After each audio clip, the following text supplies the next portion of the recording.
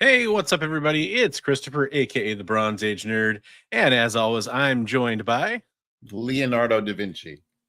Mr. Da Vinci. It's wonderful to have you here. I love all your inventions and your Ninja Turtle. Bigby McFly, the comic guy. So, for those of you that just saw that intro we had, it's a new intro. Shout out to producer Kyle for the new intro. You saw some clips, saw some familiar faces on there. You probably saw some faces you may not be familiar with. Those are some of the other shows that are streaming over on the EXP network of channels. A lot of comic book shows happen over there. It's its own YouTube channel. There is a link for it in the description below, as well as a link for Bigby McFly's channel, aka Leonardo da Vinci, and my own channel as well, if you want to go check me out there. So yeah, absolutely go check out all those channels because we are streaming in all three places. Tonight we have a wonderful show coming at you. This is Best Coast Comics. We're holding it down here on the West Coast, closing out the evening for a lot of you over on the East Coast and parts in between. Tonight we're going to be talking about some of our favorite and least favorite comic book character redesigns. We're going to get to that topic here in a little bit, but before we do, we like to catch up with the chat and talk a little bit about what happened in our lives, and then we'll get right to that topic here pretty soon. First, let's say hello to everybody who's here. Including one of the early birds. It's usually the first commenter, but not always. GT Key Comic holding it down. Love to see him here. No shame taking silver on Bronze's channel. There you go. There you go. Yeah. Shout out Bigby's channel. Jay, obviously doing the rounds for us. We appreciate that. Oh, bronze for Richard. He comes in with the all-important bronze medal. We love it. Love it so much. Thanks for joining us, everybody. John, hey, great to see you, John. Love it. Comic Tropes is in here. Chris is in here. I was watching his show, Comic Tropes After Dark, earlier tonight, and he was having a great show over there with a lot of great interactions with the chat. Hopefully we can live it up. Yes, we're in Tron now. See, the rain stopped, so I had to get rid of the raindrops background. Bigby and I were kind of debating which one to do in the background, and this one won. Jump on my life cycle. Yeah, I have some really cool. I was obsessed with Tron Legacy when it came out, so I have some cool stuff for that. We could do something like that. And then we got Actual Dracula. What is up? He is actually out because it must be dark where he's at, so we know it's safe for him to come out of his coffin, or he's got good Wi-Fi in that coffin. I don't know. I don't try to pry. Touch screen. As people jump in, we'll make sure to say hello to them. One community member I really want to kind of give a quick shout out to, somebody who's usually here and is always doing a great job modding for us. I didn't previously speak with her, so I won't disclose what's going on. But if you want to send positive vibes, prayers, whatever you like to do towards Christina Payne's way, we would really appreciate that. She's one of the mods, usually holds it down here, and I know she's dealing with some stuff today, and I think she'd appreciate those positive thoughts. So probably won't see her tonight, I imagine, because she's probably dealing with some other stuff. But we do want to send some positive vibes her way. So thank you for that. So Bigby. Yes, sir. How have things been since, well, I'd say the last time I talked to you, but that was earlier today. How have things been since the last time we talked on this channel? Active. Active. That's a good description. Nice. Yeah, lots of stuff going on. Lots of comic pickups and watching some movies and shows, and you had an auction on Saturday night over well, it was on your channel, I should say, but with Comics Limited. That was fun. I definitely hung out for part of that. That was a good time. Yeah, it was cool. We're planning to do that again in the future. So yeah, nice. Very cool, and some steals of deals on that thing for people. So oh man, you got to watch out for them 5Gs, Dracula. I hear that they stunt your immortal growth or something. I don't know. Whatever the conspiracy theorists say these days. How about you, Bronze? How was your week since last we were on the show? You know what? It's been. I just wanted to say a quick hello to Lord of Brooklyn there. It's been an interesting week. My daughter was on spring break. We did some fun stuff. We went to Great Wolf Lodge one day. Met up with my friend and her friend. I think I might have talked about them last week's show because it was last weekend, but that was a lot of fun. And then this last weekend, we went and saw a Minecraft movie. Mm-hmm. There was no chicken or popcorn thrown that I could tell in our showing, because that's a thing. How many stars out of 5? She'd give it 5 stars. I'd give it 4.5 stars for the experience watching it with her. I went with the Copper Age Babe and my daughter. We haven't figured the modern age Minnie. I don't know what we're gonna call her yet. She hates that name, but we got to come up with something like that. And hey, what's up, Red Chair? And then yeah, it was entertaining. I think I heard enough people say that it was better than you'd expect it to be that I got my hopes up a little bit for it to be better than it was. It was solid though. You know, I play Minecraft. I have for over a decade at this point, I guess. And so things are kind of fun to see in the movie. I think there was maybe a little bit too much of a bromance between Jason Momoa and Jack Black. A lot of that. Now, I will say the one thing that happened before the movie that I really enjoyed, I did get we talked about this last week. I got to see one of the screenings that had the Superman sneak peek, extended footage kind of trailer thing. And that was thinking of covering your eyes because like last week you were like you didn't want to see that, right? Well, like I said, if I'd seen it, and I said last week, if I saw it in a movie theater, it's a lot different because that I'm getting the cinematic experience, right? Like I get to put myself in the movie for a second, and we went into a nice theater, premium sound and picture and all that kind of stuff. Not IMAX, but one of the chain ones like that. And so it was a good presentation. It was funny. The kids behind us who were, teens or something like that, maybe tweens or whatever, were like, "Oh, I hate Superman. Oh, it's gonna be so boring." So I had that in my head as I was getting ready to watch this. I'm like, shut up. You damn kids. It was interesting. I'm excited for that film. I don't know that I'm any more excited for it now. It was just fun seeing part of it. I won't spoil for anybody who doesn't want to know about the footage, or hasn't seen it yet. I thought the footage was interesting. There's a little bit of changes with a few things, but it was good. I liked it. Yeah. It was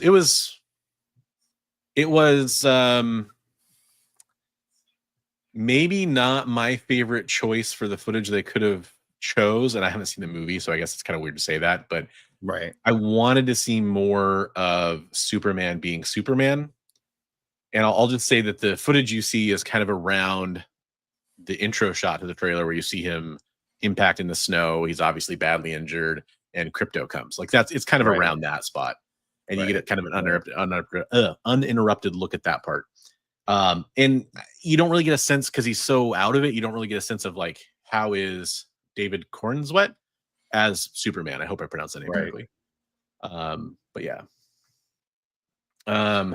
Hey, watch anything good other than the movie? Have you watched any shows or movies this week? I finished up the HBO show White Lotus, which is kind of in the news right now because of the Saturday Night Live sketch for a couple different reasons.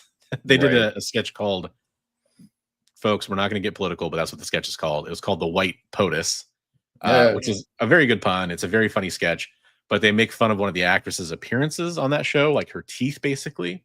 And I guess that actress kind of called him out for it. But the show was really good. I really enjoy that show. It's kind of each season, it's almost like an anthology show, but there is some connective tissue between seasons as well with some characters that carry over. It's kind of a dark comedy drama with some comedy elements. It's probably a better way to describe it. It's fun. So I finished up that show and then just been reading a lot of books. I finished up the first Percy Jackson novel with my daughter. We were reading that to her. Read an awesome graphic novel. I think it's really popular right now called Wings of Fire with her that she really liked. Highly recommend that. We're going to get the second volume and keep reading that. It's a book series that's been adapted into graphic novels for kids. The book series and the graphic novels are both for kids. And then what else do we do? Oh, I read the romantasy novel. I know John's Comics with Kids. If he hops in here, he'll talk to us about it. A Court of Thorns and Roses. I finished the first novel of that, and I'm about halfway through the second novel. So I've been doing a lot of reading. It's funny. I was sitting next to a gal reading one of the Court of books on a plane. I'm like, oh, what are you reading? And I'm striking up a chat, and she's kind of embarrassed. And I go, there's this great gal on Instagram that I watch who she prides herself on fantasy smut, and she's actually an author, and her boyfriend's an author, and they, it's really cool. But so we struck up a great conversation. She's like, oh my God, I got to find that channel. Tell me where it is. So it was pretty cool. But nice. Yeah, at first she was a little sheepish. She's like, I'm reading this thing, and it's kind of well, it's funny with those, like I've mentioned before, the deal was my wife got me to read a couple of them, and I got her to read some comics. But I mean, it's beyond that. Like, I've read some of the stuff in the past. Like, I read Laurel K. Hamilton did some stuff like that. I read the Anita Blake books. Patricia Briggs. I lived in the Tri-Cities in Eastern Washington for a while. She's from there, and she's, that's kind of a popular supernatural romance series. So I kind of read it just because it was a local author at the time. But I mean, I've definitely dipped my toes in those genres before, and even kind of contemplated writing some of it at some point. So it's one of those things where I don't mind. Hey, it's well written and you're enjoying it, Yeah. More power to you. The best ones, and I would think primarily the Empyrean books I read fall under this. I actually care more about the plot, like the real plot, than the romance plot. And I know a lot of people feel that way about the Court of Thorns and Roses books. I know, like John's Comics with Kids, who I was mentioning earlier, go to his Instagram. He did like an impassioned post talking about how awesome he thinks the books are. And he's like, I started reading it because it's this thing, and it turned into this really great book series. And yeah, I can see where it's got its got some room to grow. So yeah, how about you? Yeah, I've been watching that Mobland. Is that what it's called? Yeah, I still haven't watched that. I want to. I watched the second episode. Really good. I watched a handful of movies. I watched Mickey 17. I watched Novocaine, which was nice, really good. Both of those were really good. I watched Black Bag, totally different vibe, but really good. Spy thriller kind of thing. Oh, right on. And then I just realized that the new season of Black Mirror had been released. So I think I binge watched like 3 episodes last night. Stayed up way too late. And Daredevil, and I gotta say, Daredevil's last episode, man, ratcheting up the tension. I am. I think I'm caught up on Daredevil. Yeah, I'm pretty sure I am. It's the episode after the Muse episode, right? Yeah. Mm-hmm. Yeah, I'm caught up on that too. I liked the last episode of Daredevil a lot more than that previous episode. Yeah, it was really good. And I'm looking forward to the ending. Watching. Oh, go ahead. Yeah, the ending of that. Ending. Yeah, the ending of the episode was whoa. Yeah. And I'm looking forward to watching Last of Us when I get a chance to. So that'll be good. I guess that just started. So yeah, the Laurel K. Hamilton, Anita Blake stuff is pretty. It starts out being very supernatural thriller, and it ends up being like pretty much all Harlequin romance novel stuff. Gotcha. Hey, what's up? How's it going, Collector P? About halfway through Mickey 17. I was gonna say, like, we watched about half of it. We just couldn't keep going on it. We have to finish it. Oh, it gets really good. I enjoyed it a lot. Yeah.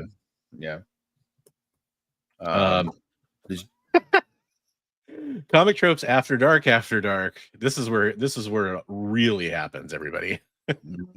There are people that are going to come in here and think that this is not the real comic tropes. Well, that's a White Lotus tie-in with Daredevil, right? Yeah, right. It's a Court of Thorns and Roses tie-in. Hey, how's it going, Erwin? Glad to see you. Yes, 1 episode left. It was originally supposed to be 18 episodes, and they split it, and that's why we're getting season 2 so quickly. Not sure if I mentioned that before. I actually didn't know that. That's cool. Man, I was having this conversation with my mother. I miss even 18 episodes in a season sometimes. Not for every show. Like, there's not every show needs it. Some shows can be 8 episodes. Some shows can be 12 episodes. I don't necessarily need 24 or 32 like they used to do sometimes back in the day, but there are some shows where I'd really, really really, yeah, we're gonna highlight that. You bet. We're gonna clip that. We're gonna put it on YouTube. We may not read it out loud, but we'll highlight it where it's on the screen. We're gonna make sure to tag you in the short. But yeah, it is interesting how that's happened. Luckily, if that means we're getting second season stuff pretty quickly, that's also good. I can't complain about that. Especially with the rewrites, I'm sure, and the like reshooting and stuff they had to do. I'm sure that's difficult. Did you pick up any books this week?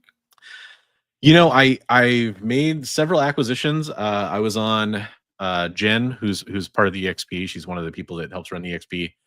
Space Cadet Comics. I was on one of their claim sales like last week. Got a whole bunch of stuff from her, and then I coupled it with some stuff from another claim sale she did. I got some stuff from producer Kyle's claim sale he did the other day. Both of those orders haven't shipped yet, so I don't have any of those books to show off, and I'll wait till I get them. And then I made a pretty big pickup today, which hopefully I'll be able to show off next week.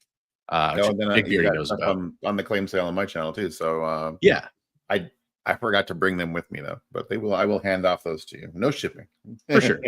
Yeah, so I'll have a lot of stuff to show off. That's something, man. I hope it all doesn't come at once. That's my worst fear, is that everything comes in the same day. You just break it up, But yeah, here's a short box. right. But no, I don't have anything. Here I got Inglorious Bastards on 4K Blu-ray. There we go. It's a good movie. Yeah, good movie. It is a good movie.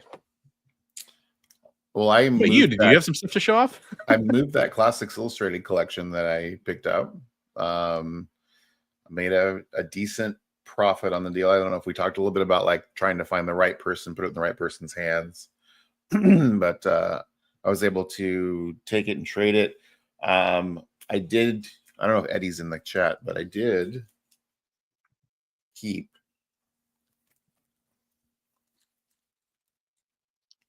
Ooh. So that's kind of pre-code horror, right? I didn't realize you had 3 copies of that. So yeah, the interesting thing is, okay, so it's worst shaped copy, but this is the earliest printing that I have. But look how much more of the image you see on the cover. You see the clouds, Gandalf down there and stuff down there. Mm-hmm. And then the later printings, they trimmed it off, interesting. They also eliminate pages on the later printings to try to save on paper. Wow. So you lose pages of story and artwork in the later printing. So, and that's when they did like multiple like reprints, like print on demand almost kind of things for that, right? Yeah, they would do, and they also printed them in like different locations and stuff. So, but Eddie was asking about this because he is, I guess, a big Sleepy Hollow fan. So, Eddie, I did respond to you on Instagram. Just maybe you don't check your Instagram too often, but I do have those. But so in exchange for getting that collection, call me. So in exchange for getting that collection into that guy's hands, I picked up a couple things. I picked up this really cool Golden Age book. National Comics. Whoops. I did that. Yeah, that was cool. The fact that Uncle Sam is like just punching this guy into molten metal. That guy's dead. Yeah, that's how America does it. Right. So this is from 1941. It's a lower grade. It was a 1.8, but it presents really well. The back. It looks really good for a 1.8. Yeah. So that was one of the books I picked up from him. What year was that? 1941. 41. Okay. Yeah. Yep. 1941. So pre-war. But in the process of talking to him, I told him that I picked up that Peanuts book. That 4-color comics.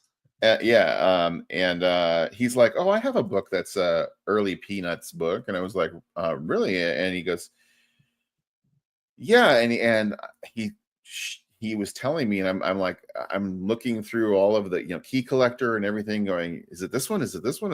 He's like, "No, it's none of those," and it's from the same era of books that are in key collector, but it wasn't listed. But it's got a 2-page spread of early Peanut stuff in it. So, Bigby, are you telling me that Key Collector may have made a mistake? They don't have everything. How's that? But yeah, unbelievable.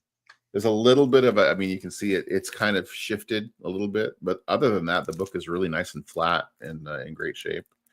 So And it's like a full 2-page spread of a yeah, Peanuts and comic there. it's really interesting. The artwork doesn't look like the Charles Schultz Peanut stuff that we're used to. It's looks more like Calvin and Hobbes artwork. So it's really, really interesting that way. Bill Watterson going to sue somebody. Or Charles Schultz going to sue. I know. Yeah, that's the joke.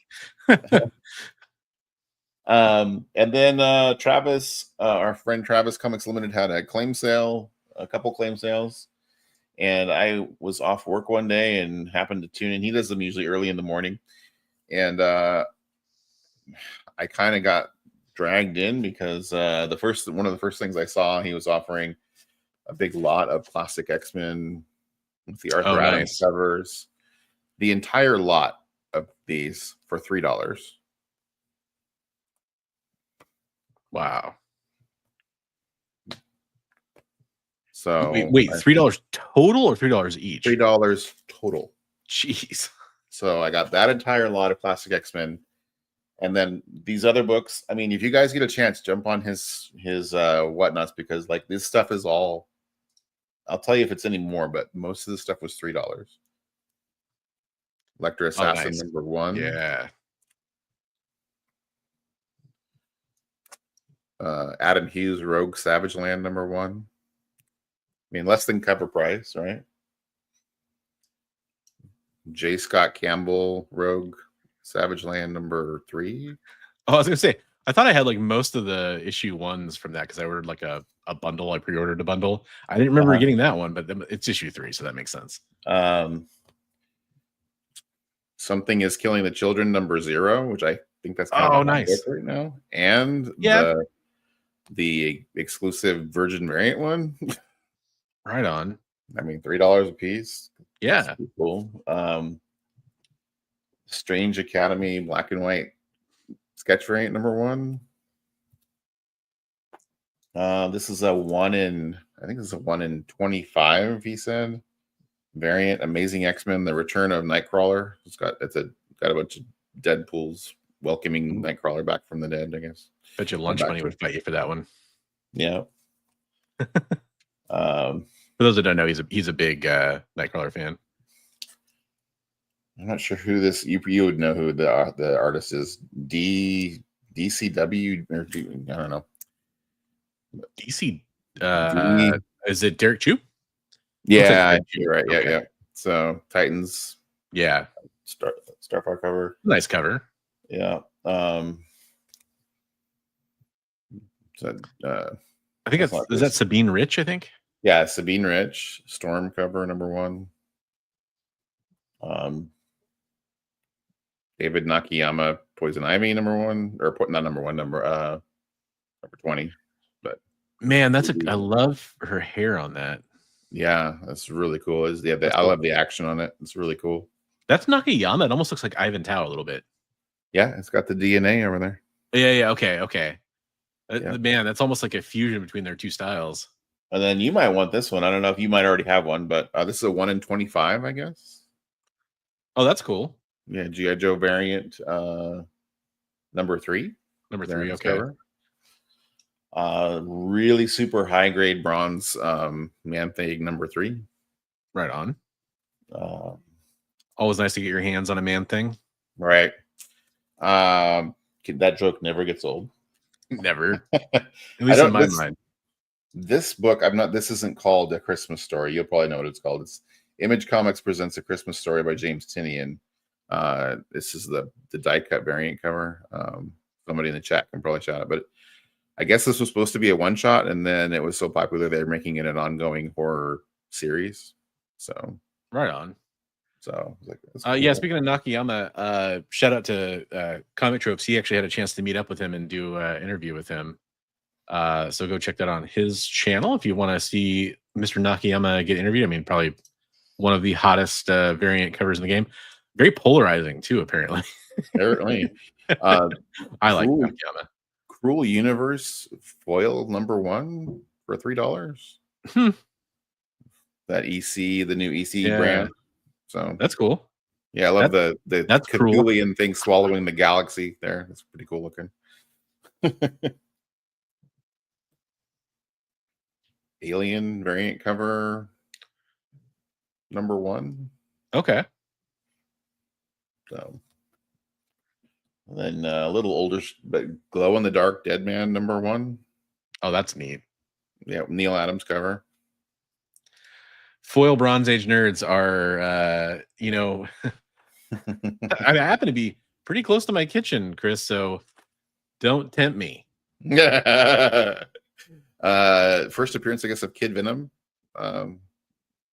variant cover. So Death of Venomverse #2. And a Jim Lee Wildcats #1. So, That's and then so he had a giveaway when I first got in there. He was giving away an art book. That was like a School of Visual Arts. They were they printed a book of all of the people who did the graphic storytelling courses. So so it's all different artists inside. Like there's like a couple pages from a bunch of different artists, right? Yeah. So like so pretty cool. And so he had that as part of the giveaway. The back cover is really cool. But so that was a giveaway, and he's like, we're making lots of sales, although most of the sales were just me and one other guy. And he's like, well, when we get to $100, we're going to have a big giveaway. And is there anything anybody wants? And I was kind of jokingly, I was like, I know he has some Kirby FF that he was showing me. I bid on. He goes, is there any higher dollar items that he was looking for? And I said, I'd bid on some Kirby FF. And he's like, all right, I'll start Kirby FF at $10 an issue. And I thought, you're kidding me. But nobody bid against me. So Kirby FF 43, FF 78. Nice. FF 85. Do you have like most of 1 through 100 now? Well, I sold a big chunk of it when at the show where you were at. So. Oh yeah, that's true. Okay, I didn't know if those were doubles or not, but that makes sense. Okay. FF 88. Yeah, I actually sold the number. What was it? Number 8. I sold there at the show too. So. Gotcha. FF 91 and FF 92. So I was like, cover. Holy cow! So then he had a giveaway in the middle of the show, which I won. Was the Aquaman miniseries from the 80s. Bigby intimidated the other buyers. No, I was like, I was trying to encourage other people. I'm like, come on, bid. And then this was another giveaway that he ran. J. Scott Campbell. Wolverine #1 X-23 variant. But so he had a high bidder giveaway and a what is it? The high bidder giveaway and then a buyer's giveaway. And so for the buyer's giveaway, I won the buyer's giveaway, which was right. That's awesome. Signed Magic signed #1, the California Wildfires book. And then I was the high bidder, so I got the other Campbell sketch variant signed. So, yeah, I think the morning. That second one there is the one he did just for the Wildfire. Okay, he sold a set and all the proceeds went or whatever, but yeah. That was like a second printing for the Wildfire kind of a thing, I think. Okay, but yeah, it has a COA on the back, 1A, right 1B. Yeah, because I picked up those not signed, but because I thought there was a great cover and I wanted to support the cause. It was cool. It was an amazing deal. Thank you, Travis. And then we went and did the show on the weekend. And awesome, it was fun. Right on. So thanks for letting me show a stack of books. Yeah, you got some good stuff. You're all showing off those amazing, especially Kirby. It seems like every time we see some stuff from you, you got some great Kirby. You can't resist if it's that price, you know. Figure drawing is just in here like straight up. Like I've got qualms with J. Scott Campbell. Nakayama looks like this, but you know, hey, that's the thing. Art's subjective, right? We all agree with that. There's people that I can name some of my least favorite artists, and there's people that love him. Yeah, J. Scott Campbell, I think he's gotten a little samey over the last few years. I definitely could agree with that, but I still love him. So we're going to talk about another show coming up on the EXP tomorrow. Folks, we are streaming over on the EXP as well as Bigby's channel and my channel. Don't want to miss Minute to Skim It at 7 Eastern or 6 Central over on the EXP tomorrow. That's with our producer, Jay, who's in the background right now running those dials and switches, as well as Jen, who I mentioned earlier. She runs Space Cadet Comics and is a staple over on the EXP, as well as my old co-host, Kyle, from Devil's Advocates. You can go catch them talking about comic books coming out for New Comic Book Day and doing short reviews on those comic books. Highly recommend checking out that show over on the EXP. And then we are going to get to our main topic for the evening. Now, Bigby did a great job pulling a bunch of artwork we can show to kind of talk about some of these character redesigns. I pulled some stuff too based on what I saw, because he pulled a lot of the ones that I would have went for as well. Do you think we should start off with the bad or the good? Because it's kind of separated out that way. Let's do bad and then good. You think, or yeah, ask the chat what they want to see first. They want to see bad designs or good designs. I do actually gotta before we even dive into that. Chris had a couple comments, and I starred him to come back to him later. You guys should draw a comic cover starring the other host. We should each do that. It's an interesting idea. I've talked to you about doing like a convention sketch thing with like a flip book for each of us to have to, to do for conventions. That would be fun because we both do art. So yeah, absolutely. So we've talked about things along those lines. So I guess keep that one on your hat, keep that one in the back burner. You might see something along those lines. Jay actually had a great question that I didn't want to interrupt the display to ask this, but he asked, are there any older books that have high grades? And the answer to that is, yeah, there are definitely some. It depends on what you mean by older, and it depends on what you mean by high. But yeah, there's some surprisingly old books that have surprisingly high grades. I think CGC, when it comes to Golden Age and older, they have different standards for their grading that they've disclosed. So they're a little more lenient on Golden Age books and older. But I think there's 9/8 copies of Silver Age, Marvel #1s on the census, and there's high grade, just about any comic you can think of, really. I don't know if there's nothing like I don't think there's any 9/8 like action ones or anything like that, but there's definitely some pretty high grade ones out there. Right. Did you see the video of Comic Book Investments where he was selling his Hulk #1? Can't say I watched that channel, so no. The answer is no. He had a cash offer. So he had a Hulk #1 in a 9.0. He had a cash offer of $350,000. He decided to go the route of sending it to the auction house, and he got 270. Darn. It's like, oh, just the look on his face as the auction is going, because he did a live auction watch, and yeah. I would Hulk 1 and that high of a grade is ridiculous. Right. It's kind of a notoriously it's hard to get, host, right? Yeah. Chris wants to know, has Bigby decided to do Heroes Con over Summer Con? Have you made that decision yet? The decision is I'm going to be going to Summer Con. I just financially can't do Heroes, so I will be there with Mr. Bronze, and hopefully you too there, Mr. Chris. I was gonna say, we all know Summer Con's better anyway. Right. Not trying to pit those two against each other.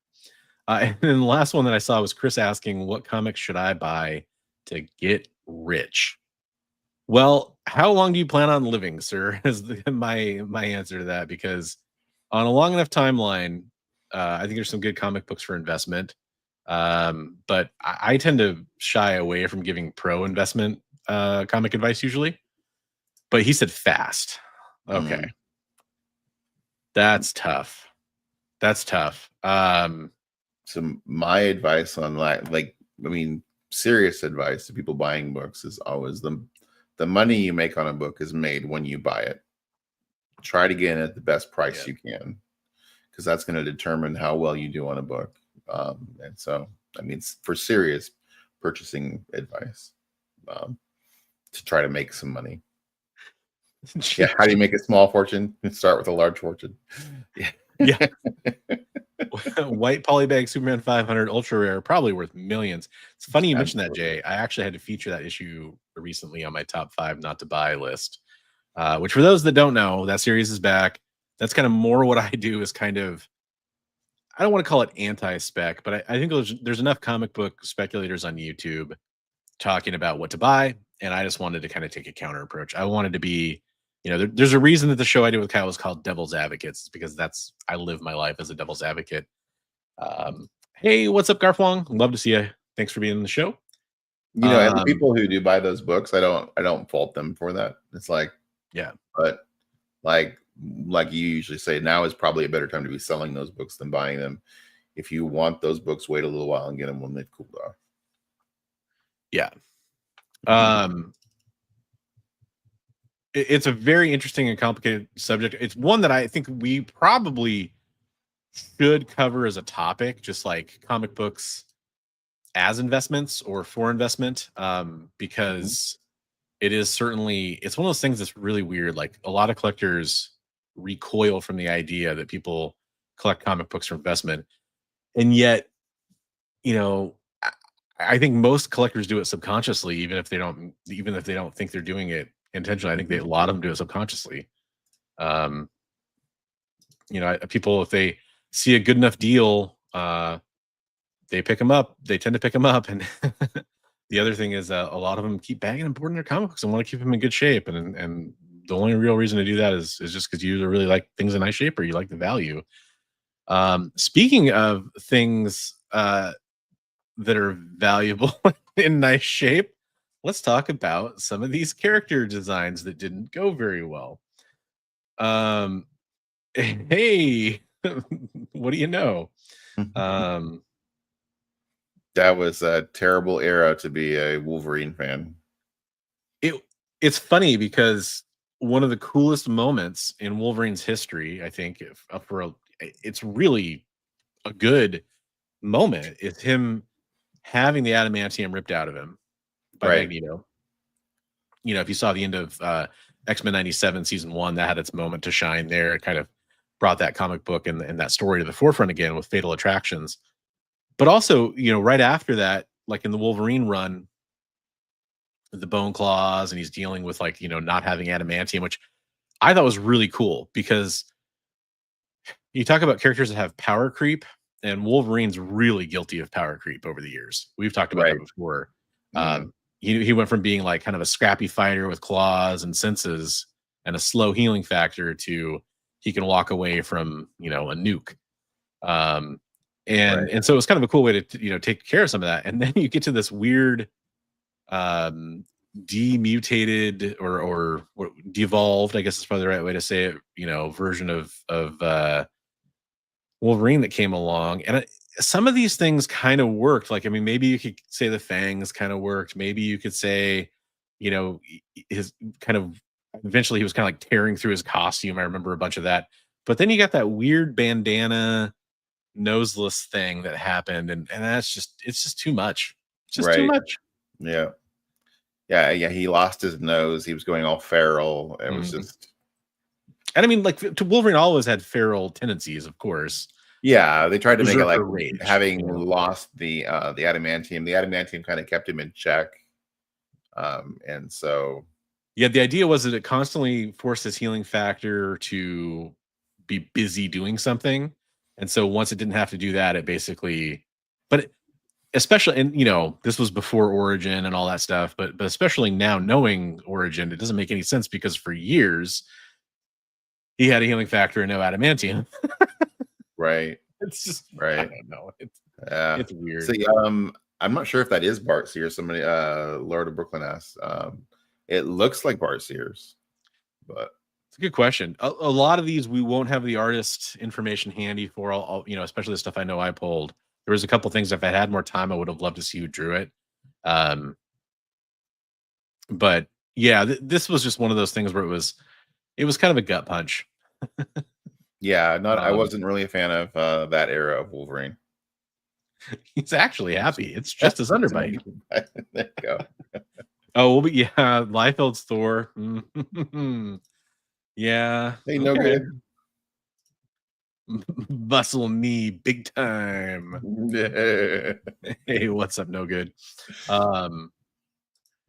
Yeah, a lot of you guys are touching on some ones we'll definitely get to, but by all means, keep putting them out there.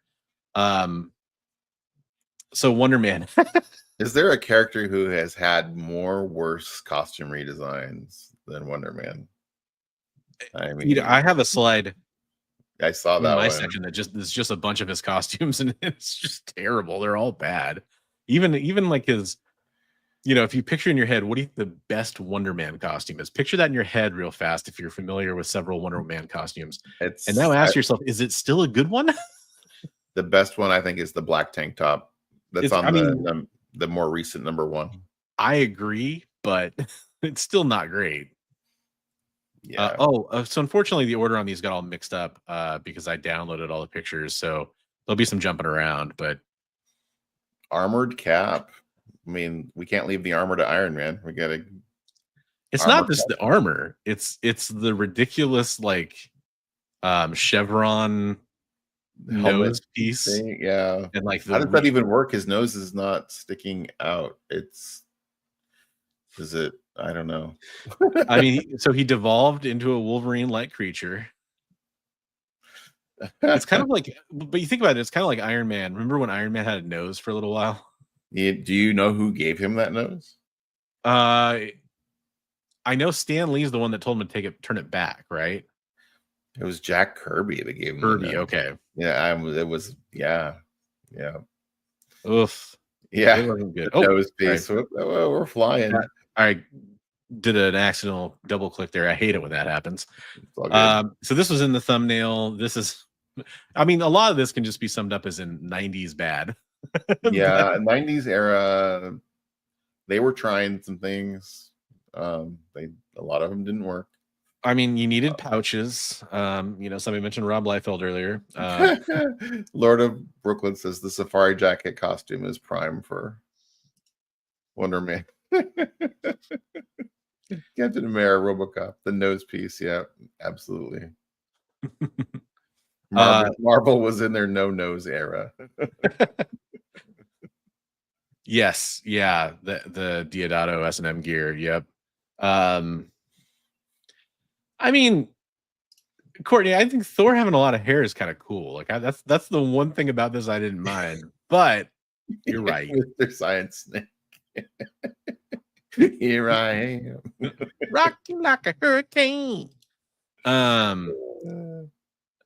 It's bad. You know who that is? I don't even know who that is. That's Guy Gardner. No way. That is Guy Gardner. Is that the actual, like, is he shirtless?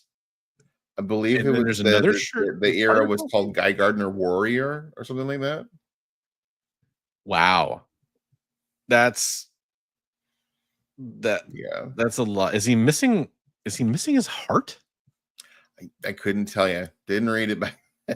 This looks like Wolverine. Punch me here. He's got 3 claws on either side.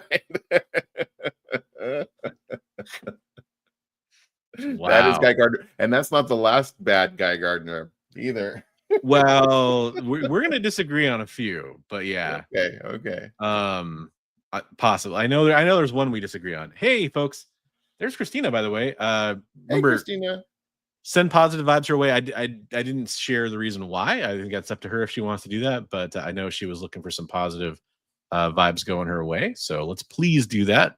Send some prayers, positive vibes, whatever you like to send her way. Please. Leonard says Guy could morph weapons, like liquid metal style morph weapons. I couldn't tell you his power No, set. I'm asking him. Because if Yeah. mean, if somebody knows, that's great. He got alien tattoo powers. Dope. All That's right. always a good one. I love it when they get alien, like that alien tattoo ink, man. And he It's also really like something. got roid raged out, I guess. Like, look at those veins on his arms. His arms are like tree trunks. Not So the guy Gardner I'm used to. knowing nothing about this, because I'm not a huge DC person to begin with, but I love the idea that he's just basically working on some ships during this era. Like that's what he's just on the docks. He just, he does. He's like a yeoman or something. I don't know the right. He ate spinach. That's what happened. Oh yeah, that's it. That's it. All right.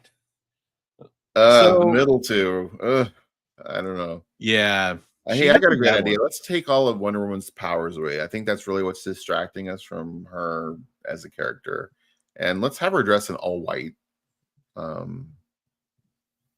mean, there's some love for the like the Donna Troy era, right? Yeah. There's some love for that era. Yeah, but and there's some love for the no power. They call that the I Ching, because there's a character I Ching that she was working with. So yeah, I don't, What's up, Comics Limited? He's watching while he creates a character for an upcoming live stream. Do me a favor, whenever the live stream's live, 1 year later, go create a terrible 90s version of that character for us, okay? Right. Give them tattoo powers. The white karate era looked okay. It was just frustrating she lost her power since she's the most prominent female hero. Like, that's true. Yeah. Then again, it's a really common trope to like explore a character that's powerful that way. I mean, we do have some love in here for the white miniskirt, so there we go. Yeah. I mean, oh man, do you know who that is without me telling you? Is that Dr. Fate? That's Dr. Fate. Okay. Oh my God. I can tell you this is from the 90s without problem. Leonard's got your Guy Gardner update there. Okay. He drank warrior waters to unlock his alien DNA. His hands could become cannons, axes, or he would create swords to wield. Guy got pretty close to Superman in power. I had to read that dramatically. I like your dramatic reading there. Yeah. I mean, was it good? That's the real question. Got our update on Unpowered Wonder Woman too. So ooh, Mark. Hey, what's up, Mark? I didn't get a chance to say hello to you too. Underpowered Wonder Woman was trying to capitalize on Emma Steed from British Avengers. It was also supposed to make her a street level social issues feminist hero. And that's what I was going to say is like, I could see some storytelling potential there, but yeah. Also, whoa, Dr. Fate. Yeah, that is Dr. Fate. Yeah. Extreme Dr. Fate. Did Image? It's pretty bad. Dr. Fate. Yeah, it's pretty bad. Again, 90s era, right? 90s era.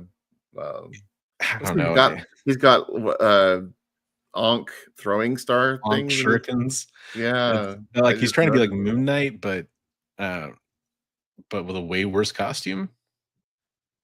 Like the hints of red are the weirdest part. What happened to his hair? He's Cruella DeVille. I mean, yeah. Because the 90s. Also, like, shout out to his traps here. Like those are on point. Like, wow. Oof. Look what they've done to my Ghost Rider. My boy. I don't even. Was this like Spirits of Vengeance or something? When was this? This was late in the run of that Ghost Rider run. Decided he needed to be a little more colorful for the 90s. He looks like he like half joined Generation X, like the Emma Frost Banshee team.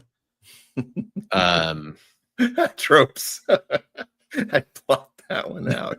There's gonna be a lot of that happening, folks. We promise we will get to the good ones later. Oh my god! Was the Yeah. Iron Rider? Is that real, or is that just one you made up? Is that I real don't with the know if color? that. I think he's just saying he looks like Iron Man and Ghost Rider Okay. combined. But yeah, there's. Does he have a goatee? Oh, it almost looks like he has like a little. I That's think just they're a trying to do shadow. some shading on his jawline there. But But yeah, could you imagine if he just had like a a goatee? little goatee that would be on his. Yeah. It is Non-flammable. not Speed Demon from Amalgam. That is actually how Ghost Rider looked. There was another picture I almost pulled where he's turning into that Ghost Rider at a dinner party, and his woman that he's with is going, "Oh my god!" Yeah. I like to read this one. I don't think this is how you actually meant this, Courtney, but I love like you're convincing yourself that is Ghost Rider on the right. God dang The tropes, oh, yeah. If he had facial hair, that would be hilarious. I think we needed to draw something like that. I mean, that would be he'd clearly be from an alternate evil universe if that was the case. Right, like the was it Mirror Mirror from Star Trek? Yeah. For sure. Oh, this one hurts. This one hurts, man. She was evil, by the way. Yeah. But You can tell because of the spikes. yeah. Yes, what if Supergirl was evil, right? And like the hair is feral or something. I don't know. It's just very. I don't know. She's all of a sudden like just massively more. The muscles are more pronounced. I'm trying to picture if you didn't have the weird spiky arm bracelet things, and the hair was normal. I'm trying to picture if this would be like a decent outfit, but then she's got Zealot's legs from Wildcats. You know, it would almost remind me of what Sue Storm when she was Malice. Maybe because you got the big spikes and stuff going on. Yeah. But yeah, just good stuff there. Girl games. Oh man, it is. I'm a big Supergirl fan. I've liked a lot of incarnations of Supergirl, but not this one. Oh my god, what did they do to Supergirl? She's so angry. Speaking of Sue Storm, so here's the part where I guess I'm a male chauvinist pig, folks, because I thought this outfit never bothered me at all. And later in life, I learned everyone despises it, and I do get it now from like it's sexualizing Sue Storm kind of thing. But then Marvel Rivals came along and super sexualized Sue Storm anyway, right? So I don't know. I love that we've got old school Sue in the background, though, right? Yeah, I wonder what the deal is here. Is this like a gathering of alternates or something like that? Because, but the deal was, even when this was happening, I don't know if this was a retcon or not. She was being controlled by Malice when this was happening, right?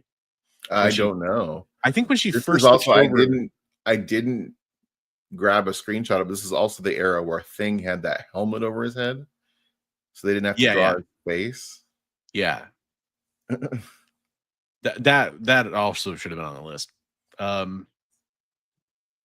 J. Scott Campbell did a like a recent-ish, like last 5 years cover, and it wasn't bad. Like, she's a mom.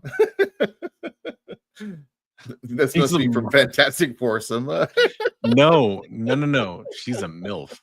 She's a MILF, Chris. Let's get it right. What, moms can't be hot? There we go. Yeah, come on. Let's empower moms out there to embrace their boob windows. This must be Fantastic Force. Never mind. You know, it's weird. So K-pop, by the way, hello K-pop. Love to see you in the show. The Glory redesign is interesting in a way. I know a lot of people jumped on, like, because she turned into like super warrior, just like a barbarian, right? Kind of like they actually did something similar to with the, was it the Winter She-Hulk or whatever recently in Marvel, where she just turned like bestial. And I know some people love it. Visually, it's a pretty bad redesign in my opinion, but that character went from being like Mike Diodato Jr. cheesecake to Bruticus, basically. Right. Some weird Yeti alien thing. I'd swear she was Malice at this point, but it's just my memories telling me that. So if I'm wrong about that, I apologize. I've seen some really bad drawings of this outfit. That picture right there is actually pretty good. Hey, Courtney's backing me up here. Thanks, Courtney. I appreciate the support. For certain occasions, like a champagne party. That's I mean, it makes more sense than fighting a nihilist, right? Like, I mean, you have a thing for that for Sue Storm from your Jim Lee issue. I mean, that's more up my alley, for sure. Little young Bronze was changed forever at that moment. Ooh, Eric, stay tuned. Marvel blamed Malice for the character change. Okay, but I think it could have been a retcon too, which, I mean, jury's out if you take that or not. Oh my gosh, I'm so far behind on chat. Everybody's having fun with this. This is great. This is a good topic. Hey, what's up, Chrissy? If you got it, flaunt it. Okay. There you go. Keep your eyes on her 4. Oh, I'm just excited that, because all the poor things that happened to Jessica Alba during the filming of her Fantastic Four movies. I'm glad they didn't give her this outfit. Right. I will say that, because they definitely tried to sexualize her too much in those movies. I feel bad for her. I feel real bad. Oh my gosh. Oh, I forgot how bad some of these are. What have they done to you? This, by the way, I saw several, nerd fight forums proclaiming this is the worst of all time. And this is like Kitty in her Urkel phase, man. This is, I mean, she doesn't have suspenders, but it looks like she should. That's not good. I mean, I don't think this is Kitty in her Urkel phase. This is a bunch of middle-aged men trying to go, hey, what's cool and hip with the youngsters? Let's draw Kitty that way. They love really mismatching colors and knee-high socks and roller skates, I guess. Yeah, it's so bad. It is like, that's Dave Cockrum, right? That's a Dave Cockrum design? I think so. Yeah. It is pretty bad.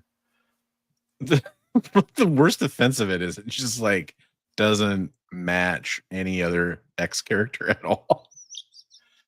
Trope says that's supposed to be the 13-year-old using whatever's around. Okay, I could, but she wore it for more than an issue or two.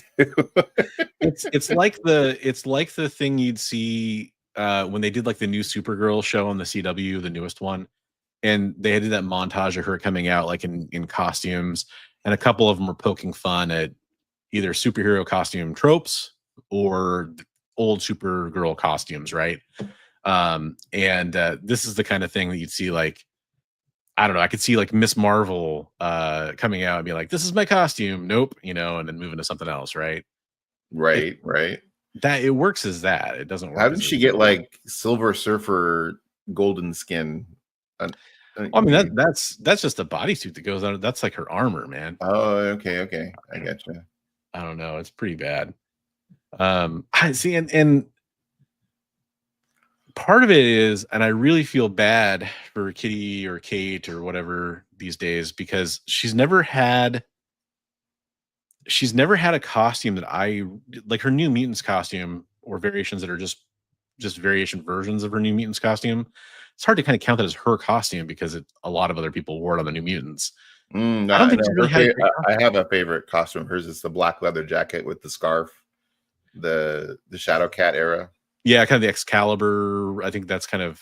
She wore it during New Mutants too. There's like some Arthur Adams and Barry Windsor Smith covers with her wearing it.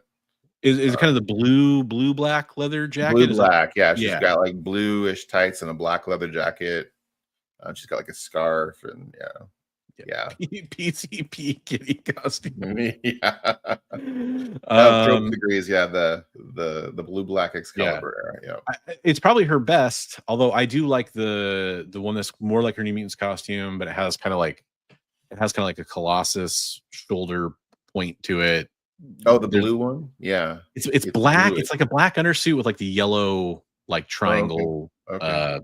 chest / stomach piece or whatever. But even that, it's not much of a costume. And for Pete's sake, Shadowcat's the good name. I don't like any of the other names like Sprite or gosh, there's been some other.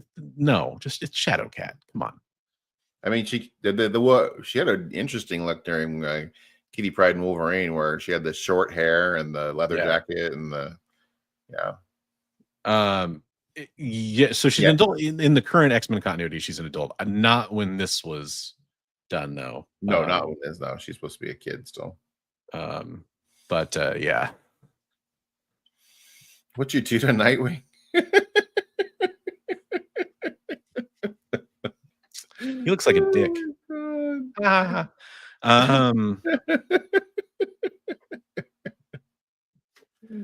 Poor Nightwing. I mean, is it better or worse than the tassels though? Yeah, I don't know. It's pretty bad though. It's not mullety hair. I mean, it is kind of, but not. But... Right. I feel like it came around because of like the Superman mullet and all that kind of stuff, even though it's not technically a mullet. But ooh, we got some fans. John likes this one. Oh, okay. You like that era.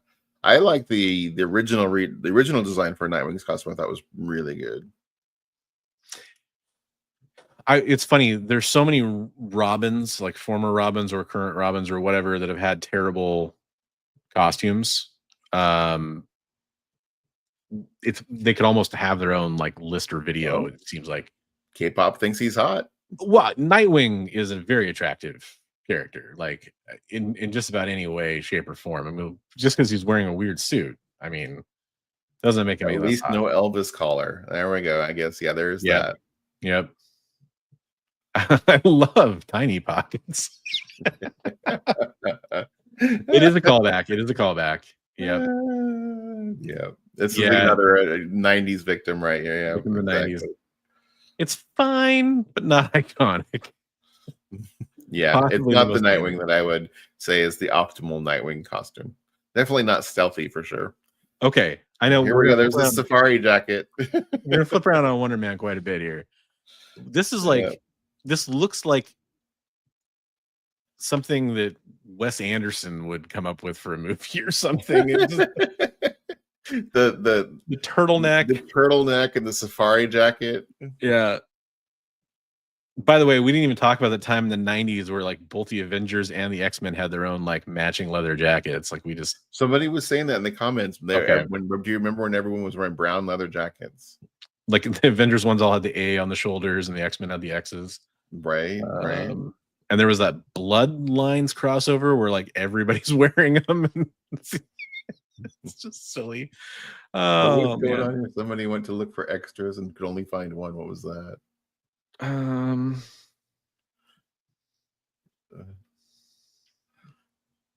long time ago, he said he had only had one. I don't know what this is going on. Oh, is that back to figure drawing? Yeah.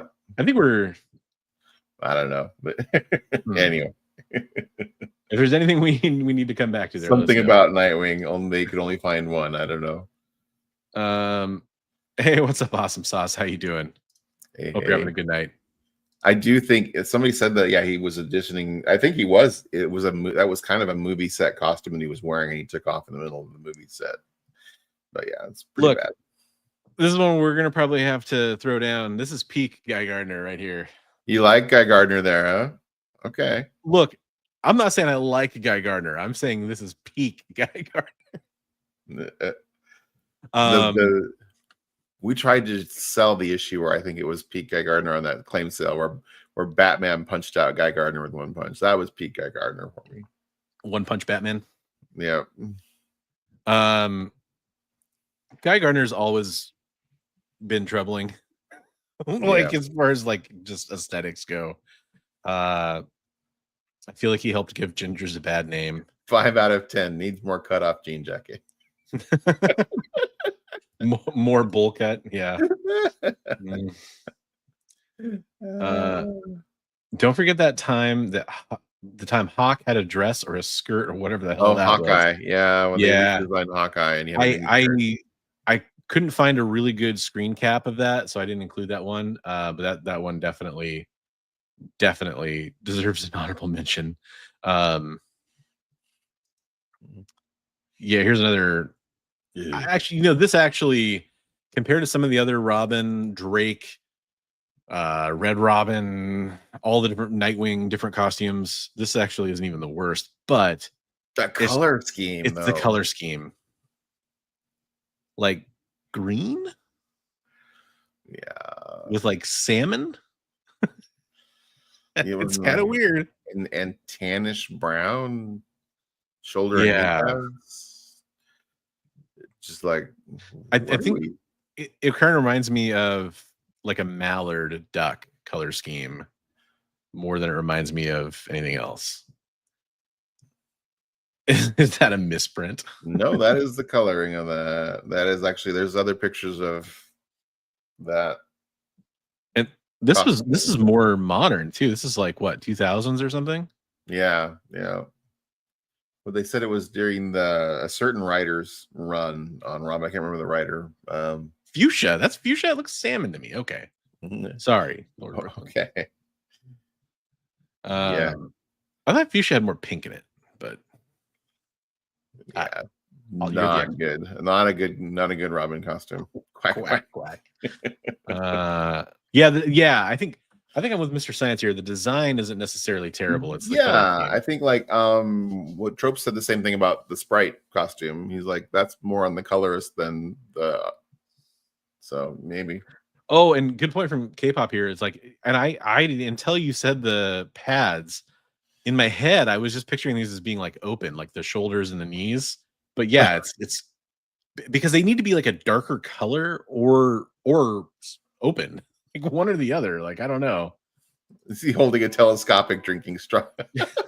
It's the terror that flaps in the night. Telescopic drinking straw. I love That's it. pretty good, Steve. The green should be darker. Yeah, I mean that's a fair call out. Yep. Fair call out there, Courtney. So Chris mentioned this one earlier. Comic Tropes mentioned this earlier. The Daredevil armor. Look, there was a modern figure done of, and I had kind of like had to remember that this was a thing for a while. And I'm not a fan of the silver. And in some renderings, some ways it was colored, the silver isn't as bright on the shoulder pads. But like if that was like a dark gray, I'm kind of down with this costume. I saw a Mignola drawing of this where it wasn't as segmented and everything, and it looked better. Yeah. But it's just not my Daredevil. But Not my hey, Daredevil. John, were your ears burning? We're talking about you and your wonderful, your seriously wonderful review of a book series that Bronze is reading right now. Yeah, John, I'm reading A Court of Thorns and Roses right now. I'm on book 2. So we mentioned you earlier because Night Thrasher vibes for sure. Right. Yeah, that's actually a really good call. So Chris, not a fan. Yeah, I don't know. This was one of those ones where I've seen the Mignola, and I think even I think it was Ramita Jr. did a lot in this costume, and I think it looks more minimalistic than like this design, like the way it's portrayed here. Which, granted, that was definitely drawn that way several times too. It's too much, too much here for sure. Yeah. Didn't he have people are you guys are really getting in the chat. Thanks, guys. Yeah, love it. Yes, there was a black and red version of this too, or something, not this, but a black and red costume that was better for sure. In fact, his most recent, I don't know who the artist that designed it was. I don't know if it was like Toretto or something like that. Had a really nice costume for him recently too. Bagley is doing a good job here. I don't know. John, heck yeah, Perry Smut for the win. Metal. But did they just bring the armored costume back? I didn't know that if they did. Oh, they just brought it back. No, I didn't know that they just brought it back. I didn't know that. Shadowlander. Yeah, that's right. That's right. That actually just heated up for a little bit. Hey, real fast before we move on to a couple other bad ones, before we get to some of the good ones, which there are some good ones, I did want to remind everybody about another show coming up on the EXP tomorrow night. We talked about Minute to Skim It earlier, which is on at 7 Eastern, 6 Central. If you want to stick around tomorrow night, they'll have a Welcome to Wonderland show. It's a claimed comic book sales show at 8 Eastern, 7 Central. Definitely go check that out as well. It's hosted by Rich Davis, who you may know as like the writer of great comic books like Cult of Dracula, for example, who also helps run a comic book shop. And you can check out a claim sale from them. They cover a lot of new release titles as well as some classics as well too. So it's a good claim sale show that I've bought from before and can recommend. Highly recommend check them out tomorrow on the EXP. Okay, so I hope these are next to each other. I hope these are next to each other because there's like, okay, good. Yep. So I'll flip back and forth a little bit here. Man, I'm really torn because first of all, Bigby, what's your impression here? Out of the four, I mean, kind of two looks really. I guess you could say it's four. Which one's your favorite out of these? Do you like any of them? Not on that. Well, I will say the '80s one when it came out, I thought it was like, oh, that was kind of neat looking with swirls and stuff. I thought during the '80s, I thought it looked interesting. The classic costume, not on that one, but the other one looks really good. Yeah. So I look. I think the Ahab one-handed. I have kind of an affinity for that Aquaman. It's kind of almost nostalgia at this point, I guess. I just always thought it was silly that he had a hook hand. I was just like, there's like this version of his costume where it's a little bit more. I mean, this is obviously of the era, drawn modern style, but where he has long hair and a beard.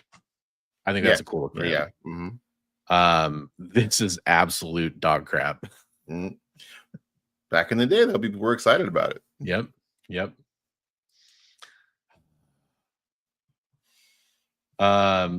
like when they made him more Poseidon-like? So that's kind of the Poseidon-ish look there. But I mean, probably when he had two hands and was wielding the big trident and everything. Yeah, I honestly am not a huge fan of the classic Aquaman costume. Maybe that's sacrilege, but I've never really enjoyed it.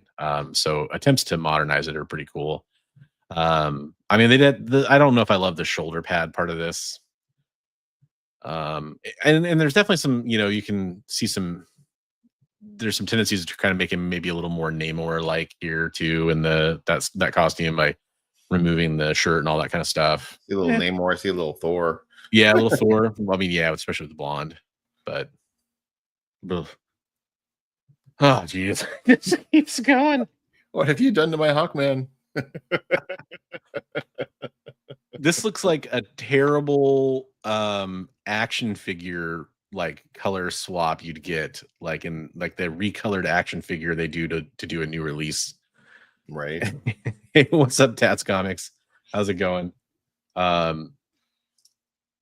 Like this looks like 90s level like G.I. Joe action figures with the neon orange. Right. That's kind of what I'm getting out of this. You had your little pause there. I should have said, everybody, if you can hit that like button, it helps us get more people in here to see this stuff. Seems like everybody's enjoying it. So, yeah, absolutely. Awesome. But yeah, Judge Hawk. It does look like Judge Dredd mixed with Hawkman. Why are the eyes so large? Like that just. They tried to make him like rounded bird eyes. Oh, he's got a nice big giant hoop earring too. Yeah. Well, I mean, he's got to be styling. He's got his pouches, Yeah, he's got the tiny pouches, right? He's got tassels too. He does. He's basically complete. It's the whole package right there, baby. So on his left arm, he's got like a bracer, but on his right arm, he's got like a gloved hand. That's weird. And is he carrying nunchucks instead of a mace? Looks like a billy club almost or something. But well, maybe that's no. I don't like this at all. I don't like this at all. This is This is bad. This is no, Jay. This is real. Okay, dude, we're gonna fight. I'm just not a fan of that one. I mean, I'm not saying it's terrible. I just didn't like the X. I mean, I understand why they did the X design. It just didn't seem real practical. And you're wrong. Moving on. I can be wrong. No.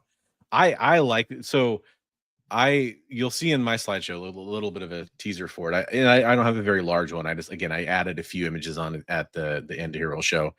I did a gallery of Cyclops' different costumes. And look, I admit I'm biased. I'm a Cyclops fan.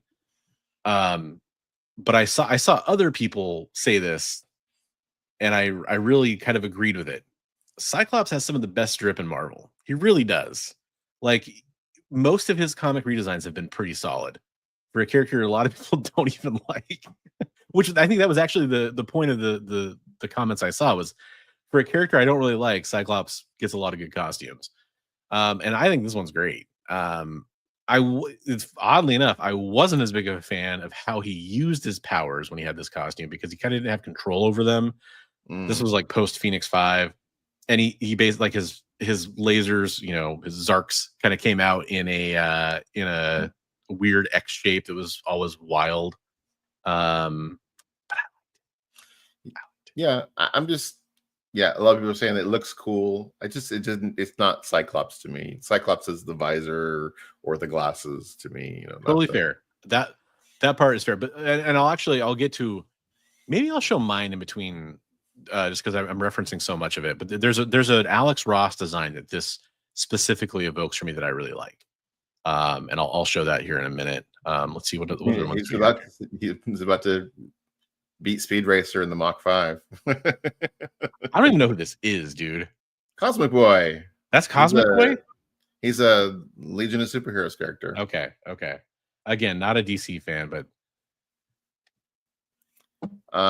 yeah. I mean, it's a lot. Yeah, the original costume is purple, and then they changed him to more pink, and then they gave him the whatever that is. That's another Cockrum design from the 70s. Courtney's a fan, I think. Damn. Yeah. Wait, yeah. Both of those pictures are interesting pictures. Hey, I'm just glad he saved money on fabric on this one. I don't even get it's like a corset or something, but with no lacing in the middle, right? So in the original costume, because I'm not familiar with this character, in the original costume, is this shading or is it supposed to be black? It's black. It's kind of a callback to that. And then he has these little circular, like you know how Magneto has around his collar? Mm-hmm. He has kind of those around the collar. Okay. It's not a bad costume. It's a early Silver Age costume, in the future. Superheroes. In the future, all superheroes are also porn stars. There's another. I didn't take a picture of Turlock, I think is his name. He's another Legion Superheroes character. Very similar looking costume, but reverse it. It's a black character with white and a big fro. Dude, look, here's what I'll say. Like, this guy can rock it. Like, I mean, I don't know. Like, yeah. Maybe it's not for me, but like, he can pull it off. The only thing is, much like a lot of female superhero costumes are very impractical. Stay on, right? I don't know how it's staying up. But other than that, like, space age materials. Party, yes, Turlock, so bad. Yep, that was another one. I was like, I don't. But I was like, I'm getting out here in left field. A lot of people are gonna be like, "Who's Turlock?" Turlock, DC's super racist first black superhero. I don't know the history of that character. Then I guess to where that's okay. Interesting. You will need to. You need to look up Turlock. I hope people understand this reference and why I'd ask it. Does he have lightning based powers? He's got Sonic Scream based powers, I think. Okay, so that's at least that's good. Okay. Play goals. Okay. Okay. All right, that's unfortunate. Cosplay goals right, dude. I like the Asbat suit.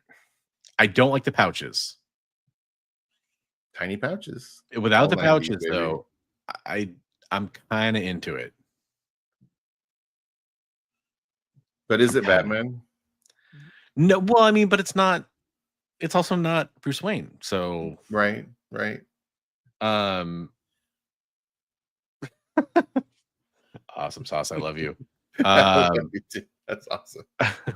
Yeah, no, Yeah, I mean, it just, to me, I mean, that's an era. It's an era of the 90s that when you see that, you're like, oh, that's that era. I mean, it's just not my favorite Batman. it's Bigby's cosplay outfit for San Diego. That's right, absolutely. Comic show. The more I looked at it, there's actually a few things I changed. I think he had like shuriken wrist launchers, or at least one of, maybe it's his right hand here. The camera left, but like his right hand. I think at least that one had it. Like, you get rid of those, you get rid of the weird blade things on his calves, you get rid of the pouches, and maybe That's kind half of of it, though. That's what that pulls it all together.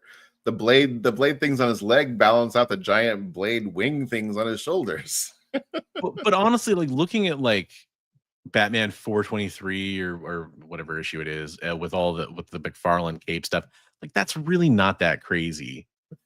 Maybe You the guys weirdest remember thing when they about had this, robotic gargoyles in the Gargoyle cartoon? well, it's funny to me because as a fan of Babylon 5, this part right here around his chest always reminded me of the Vorlon Kosh from Yeah, the Babylon 5. collar thing there. Yeah, I could get Yeah, that. and that's what I couldn't get over at the time. Look, I'm not gonna say it's like peak Batman or anything like that. Do not get me wrong, but I So you're think it's saying you cool. don't have as big an issue with this as some of the other Right. costumes. I get And you. I think, like, with some tweaks, it could be pretty solid. He's wearing a golden garter. Yeah, that's one of the biggest problems with this costume by far. Yeah, it is over designed. You're right. That's true. That's true. It's not my favorite. That's all I'm saying. I No, mean, it's not as bad as some that we definitely saw, and definitely if you want a chuckle, look at Tyrock as well. it's definitely not as good as some others we'll see. Right, for sure. Um, I one of my favorites that I put up as a great redesign I saw as some people's worst. So okay. I think there was one on your list that I remember kind of standing out to me. Okay, so this is, sorry, the order's all messed up. I apologize. We should have got that fixed, but this is kind of Floyd Lawton, modern style Deadshot, right? right. I mean, this is an older iteration, but it's still it's the modern costume. Right. But this is what he looked like originally in his first appearance. But he was a fighter against crime. Okay. Yes. Yep. He's the new fighter against crime. And then did that not load correctly? Oh, that didn't load correctly. I had another picture that was basically another panel of that. But yeah, I think that's an improvement. Hold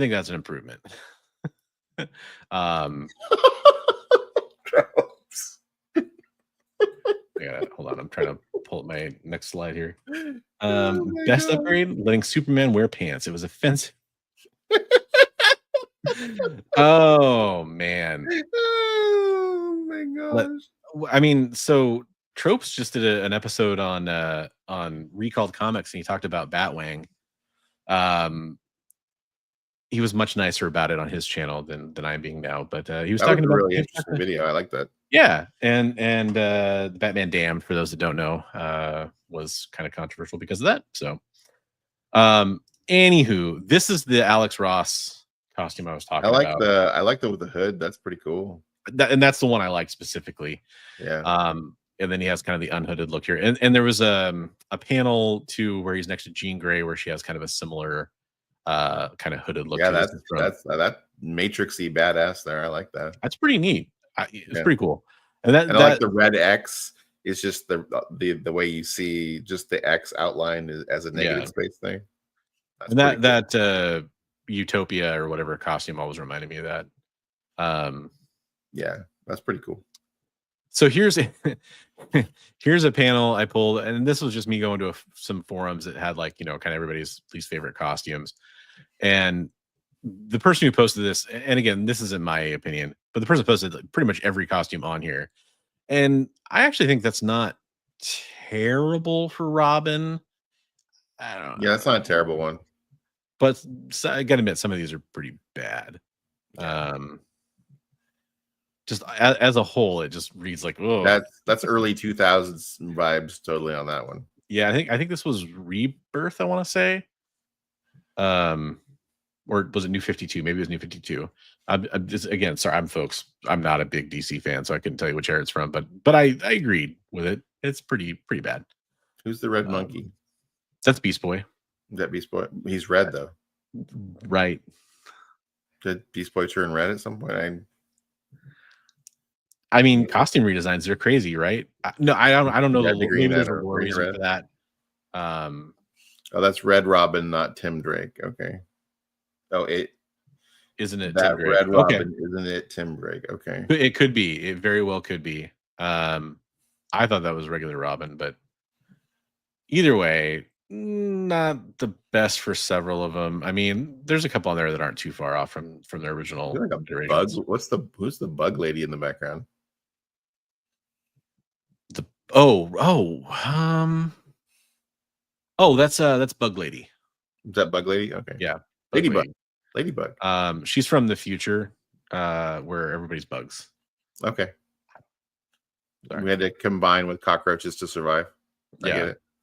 I like DNA. I like Snowbird over here. It's pretty cool. I like how she went from Alpha Flight to that's Hawk or Dove, right? Is that Dove? It's Dove, yeah. I'm pretty sure. Okay. I could be wrong, but I'm pretty sure it's Dove. Okay. We got Wonder Girl, we got Superboy. The Wonder Girl isn't bad. I mean, it's pretty classic for her. That's what's his name? The Negative Man, the guy from Doom Patrol, but the female version. Is that what that is there? I don't know. Could be. That makes sense. I would buy that. Or it could be Livewire, maybe. I don't know. Okay. Yeah, people are gonna be like, you guys are idiots. You don't know DC at all.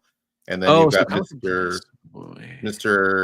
EFE or whatever. I don't know who that guy is there either. Mr. FE, would they be Iron? Like Iron Man? I don't know. Pharaoh Lad? I don't know. Yeah, Pharaoh Lad. Yes, we did talk about the Invisible Woman. We actually for quite a bit. You should definitely go back. We didn't talk about the Malice costume, but we talked about the costume with the big cutout for. That's true. Yeah, you're right. Purple Boy looking like a Tetris piece. Oh, that's it. Tetris piece. Tetris Man. Lad. Yeah. Tetramina. He's great. Doedeca tetrahedron. Okay, so this is interesting to me. I didn't know people felt this way about this costume. This was the Miles Morales. I think people commonly refer to this as the streetwear costume. I saw that in a lot of threads. Okay. When this came out, a lot of people didn't like this, and I saw a lot of hate for it. And I really like Superboy. Miles is. You really like Superboy, do you? I really like Superboy. A lot of people. I really like his classic, black and red costume. But this apparently a lot of people didn't like this. It's more pink than red, right? I mean, I think part of that is this cover, and I think that I was talking to somebody talked about fuchsia earlier. I think it did kind of run a little magenta, but I saw interpretations that also had a lot of red in it too. K-pop has the same Miles outfit.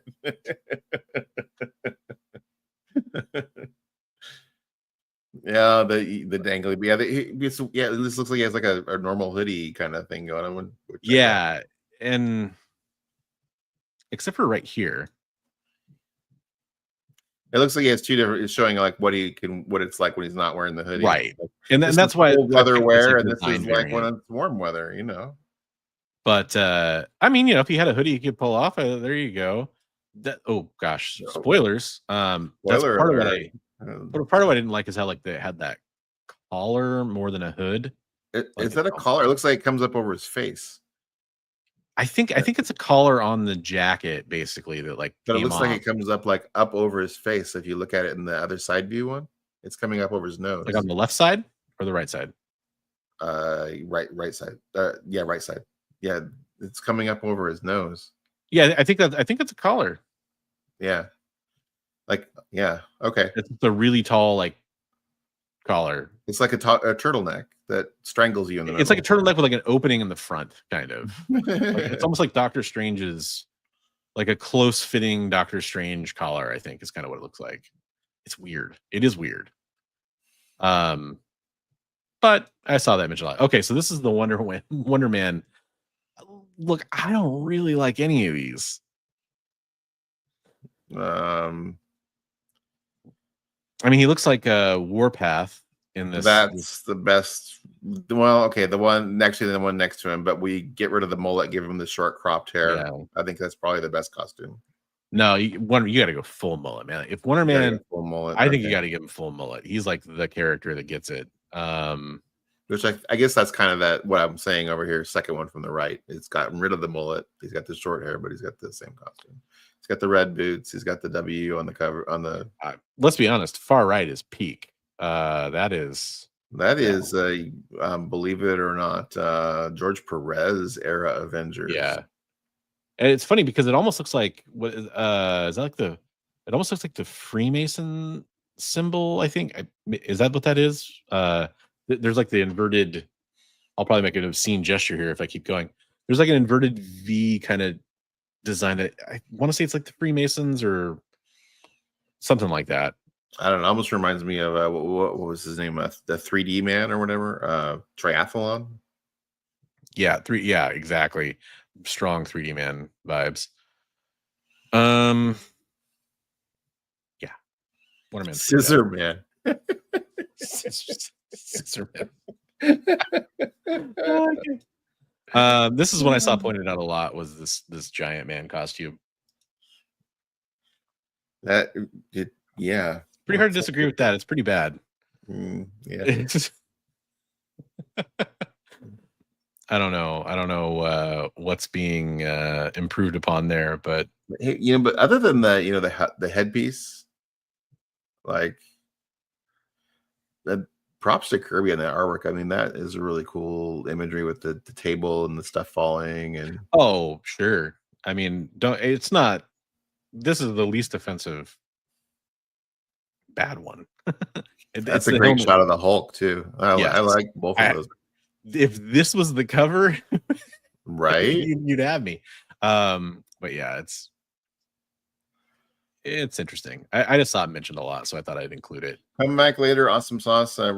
Watch on the rewind. We're gonna do some great ones you'll love in the best of costumes. Yeah.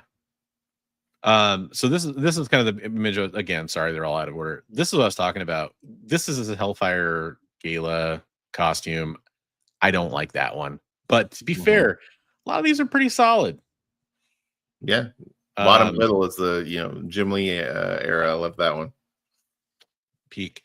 I like the rare variant here to his X Factor costume that I really like, and it's kind of controversial, is I kind of like the one where it kind of bridged between the Jim Lee and the X Factor costume before it went to the yellow X Factor X. Where Walt Simonson, that's the Walt Simonson. Yes, when he had like the Marvel Comics Presents, where he had his hair piece basically like it was removed, his skull cap was gone. I thought that was a pretty good one too. It's not here. I like even got the Eric the Red, right back there.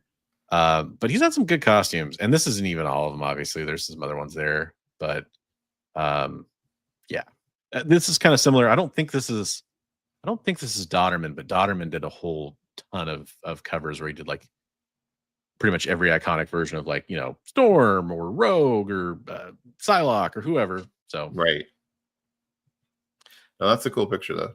Yeah, there's some good ones. Should Magnus have gotten an update? Yeah, he did have that skirt. That tunic, man, it's doing a lot of work. Unfortunately, 2 of the images from your good looks like they didn't make it great, and I can't tell which they are because they're just like blurry messes on my screen. So we'll have to see which 2. But when we get to the end of it, you'll let me know which 2 are missing, and I can go over and we can try to show them off from the Discord. Okay, let me go. I'll pull it up on my phone. So here is Bigby pulled up this whole list of good ones. Before I get to that, I do want to mention one other thing, which is we have one more show coming up on the EXP tomorrow night that I want to remind you about, and that's Kicking It with Henri Compin, a great comic seller over there on the EXP, also a comic book creator too. So definitely go check out his show. It's at 10 Eastern, 9 Central on the EXP. So to recap their shows real fast, you got Minute to Skim It at 7 Eastern tomorrow, Tuesday night on the EXP, and Welcome to Wonderland at 8 Eastern, and Kicking It with Henri at 10 Eastern over there on the EXP. Link is in the description if you want to go check that out. So, all right, let me pull. Okay, I did throw up your first best one here. So, all right. I thought that, that's the original, well, not the actual issue, but going his first red and gold armor.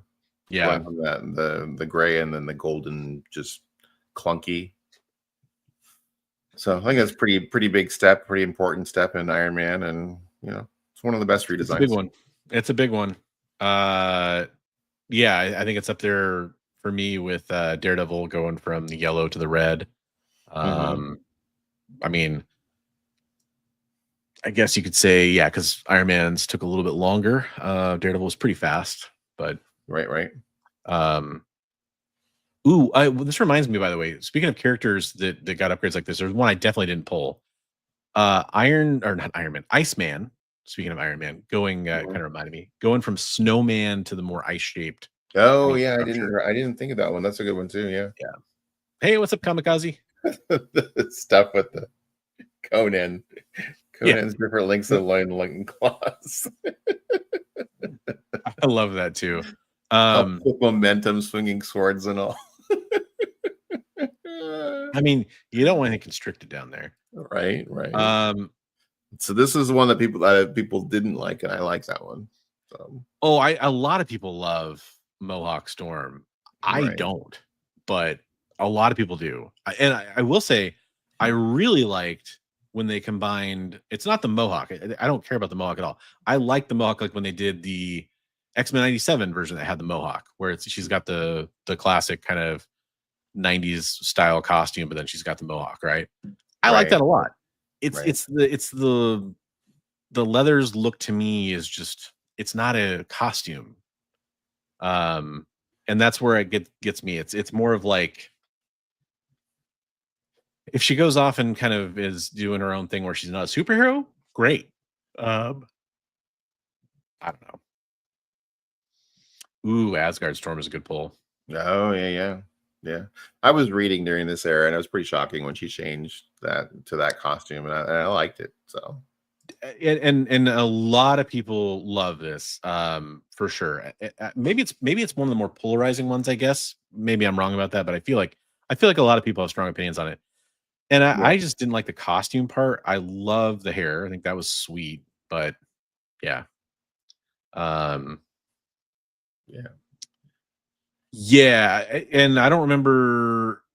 Well, she had powers for a while with that, and then she lost her. But then she didn't. Yeah, that's what I was gonna say. It's kind of that weird thing where it's kind of both. Yeah. But she was like fighting with the inner turmoil of and trying to remain the in control goddess, and she felt like this was more of her like letting her rage out and being more of a tempest. So I also need to point out, because I've said this publicly, I've said Storm is like my least favorite X-Men, and that's true, but it's also like I still really like Storm. Like I like all the X-Men, all the core ones especially. Don't try to be wrong. She didn't lose her powers first. She had the Mohawk before she lost her powers. That's what I remember. It's been a minute since I read it, but that's what I remember too. I remember like losing her powers during when she had this costume, though. Yeah, she lost her powers during that. Oh man. So yeah, the design for a Green Lantern costume. I mean, the old one with the cape and everything was pretty goofy, and he's actually holding a big lantern and everything. So yeah, and it's like the Christmas color scheme, and yeah, which I mean, it's during an era where you wanted more vibrant colors for your character to stand out. I got to give us some credit for that, but the uniform look for the Green Lanterns is iconic to me. Yeah, I think that was. I mean, there's some very solid upgrades from Golden Age characters to more no nonsense their Silver Age counterparts for sure. And frankly, more than just even at the time, you can kind of call it the core. That's the wrong word to use in this context. The preeminent Green Lantern, right? But it's also an upgrade for the Green Lantern core, because all the Green Lanterns we see that have variations on the classic, full body costume. Some of them do have variations, but it's really cool to see that as kind of the uniform. It reminds me of like Starfleet or something like that. Yeah, absolutely. Yeah, I think that's a great analogy. Yeah, it's very our military or police force uniformity kind of thing. Which And they're Space Force, man. They're space cops. right. Yeah. So it makes sense. I love it. That's a great pull, and I'm glad you included that one. Yeah. Again, I agree with so many of these, more than I disagree. There's another solid. Although I have some love. I like the Golden Age flag. Yes. I love the winged helm thing, but yeah, this is iconic, solid superhero costume. Yeah. The modern interpretation of Golden Age Flash, like with modern artists drawing it, every time I see it, I'm like, oh, it is cool. But I think, if you were living through that, reading it at the time, you'd be like, whoa, this was a major, step forward to, I mean, think about how iconic this costume is now. Yeah. I mean, one of the most instantly recognizable Scarlet Speedster. I mean, it's just, he owns the color. He owns the lightning bolt. He just owns it. And he even can pull it off despite it being ketchup and mustard, which is that's tough, dude. Like that's hard to do. Yeah, making ketchup and mustard look cool. Yeah. Best Star Trek for me, it would be the later season Next Generation costumes. I think are pretty solid. Kind of like the Voyager kind of look too. Yeah, except for they had the weird badges, but yeah. Okay. Yeah, I think they started out with that, if I'm not mistaken. Brandon says a 9.0 of Showcase on eBay right now. Damn. Oh, there you go. Jay was asking about high grade older comics. I mean, it's not the oldest comic, but still that's pretty high grade. Right. Dude, DC knocked that out of the park with all their glow ups. Yeah, back then. And Neil Adams gets the credit on that one. Yep. For changing him from that kind of the goofy, for giving him the goatee, making him more Robin Hood looking. And well, it's funny, he had kind of an Errol Flynn look originally, who obviously was famous for playing Robin Hood, but not necessarily the Robin Hood look that we would expect. Right. And then Neil gave it to him and did a great job. Mike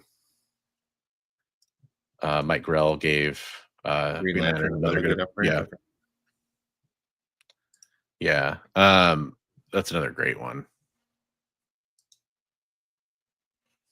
Enough said, right? The yellow and brown, yeah. The tan and brown. The classic John Byrne goodness, or whatever Ryan Reynolds says in the new movie. Stealth suit, right? Yeah. I really like that drawing. Is that Booth doing that one? Brett Booth? I don't know. It looks like his signature. Yep. Yeah. 2019. Yeah, it's a really nice drawing of it. Booth is so underrated. Looks very Arthur Adams-y almost. That art. But this is weird for me because it's not my favorite Wolverine costume, but I'm a yellow and blue guy. Now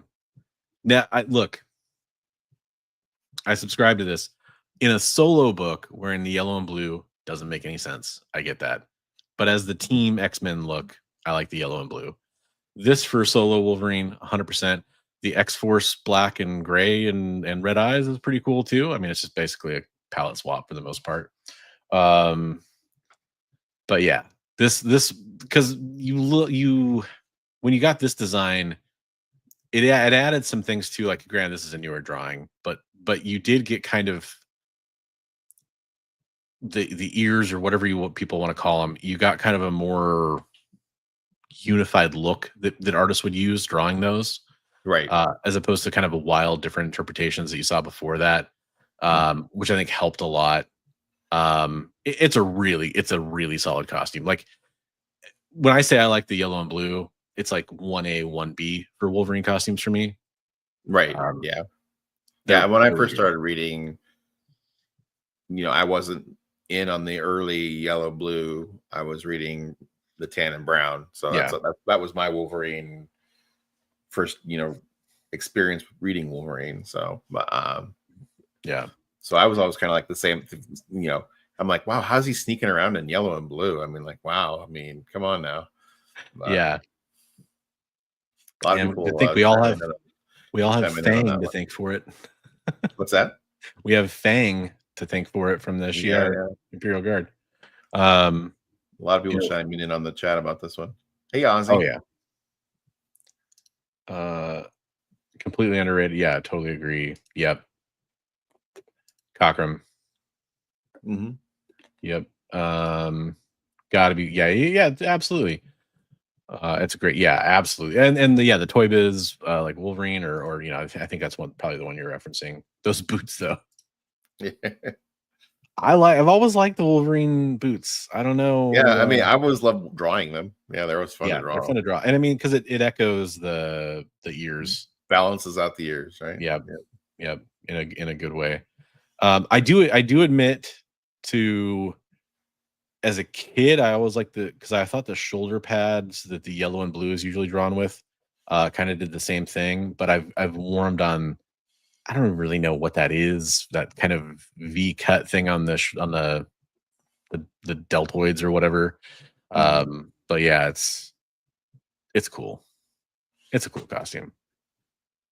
All right, this is where Bigby redeems himself by throwing this one on his list, because it not only did you put Cyclops front and center, of course, with this one of my favorite X-Men covers of all time.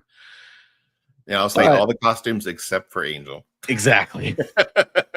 Although I see a lot of hate for this Marvel Girl costume. Really? I like it. Yeah, I like that one. I mean, more she has, but I like it more. She has almost the little ears on the top of it. Yeah. I guess my favorite Angel one is the one where he's the red and white with the little Saturn symbol thing in the middle of his chest. Yeah, was that X Factor era? It was Defenders era. Defenders, yeah. There you go. Yeah. But yeah, I think this definitely brought the X-Men forward. Where at least they had. I guess it's kind of hard to call it cohesive because it's not entirely cohesive. Individuality. Yeah, maybe? Exactly. There was more. It's weird. It was more unique and it just worked for me. Maybe I'm just not articulating it well enough, but I think it was a great costume redesign. It's with the exception of Angel, which is pretty gaudy, but yeah, it's pretty bad. But yeah, maybe that's kind of a rule. Your Iceman, right? It's your Iceman. What you're saying, going to more of a humanoid figure. Yeah, he's not Snowman anymore. Right. At least got rid of the galoshes or whatever.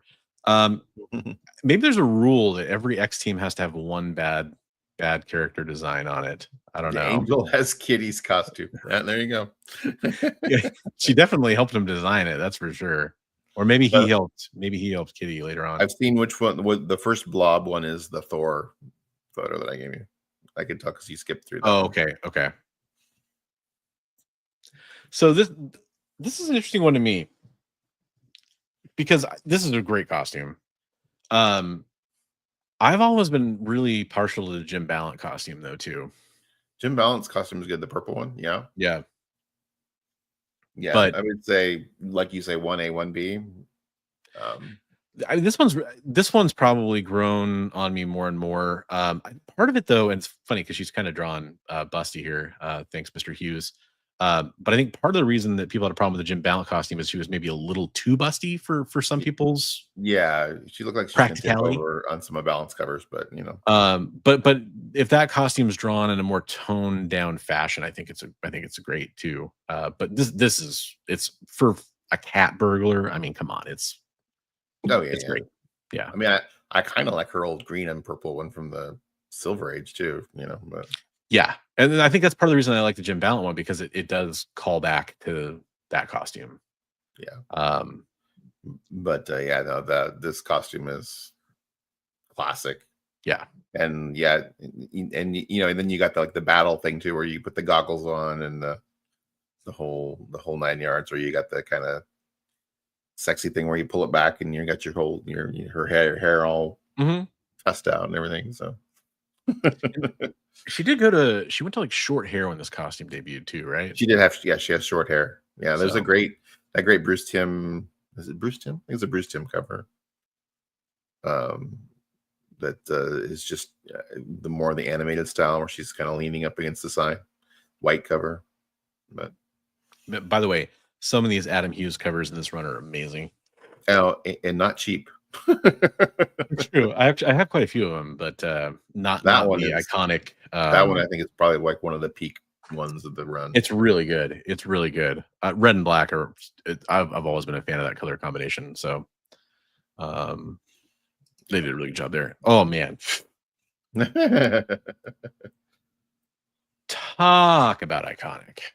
Yeah, but there was at the time that was pretty divisive amongst the community, though. Like a lot of people loved it. A lot of people were like, "That's not Spider-Man." It still is. I mean, I bet you if we did, kind of an informal poll here, what do you prefer? Do you prefer the classic, red and blue, or do you prefer the black? I think I prefer. It depends on the storyline. True. For me, that's true. Yeah, I think it depends on like what's the mood and tone of the storyline for me.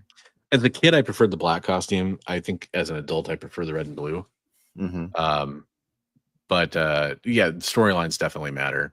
But I also, I will say, I don't like Marvel's tendency to occasionally bring back the black costume for Spidey, just because. Right, keep it fresh. Yeah, that bothers me a little bit, but that's iconic. Okay. You don't like this one? You don't like that costume? I like that Submariner costume. I hate this costume personally.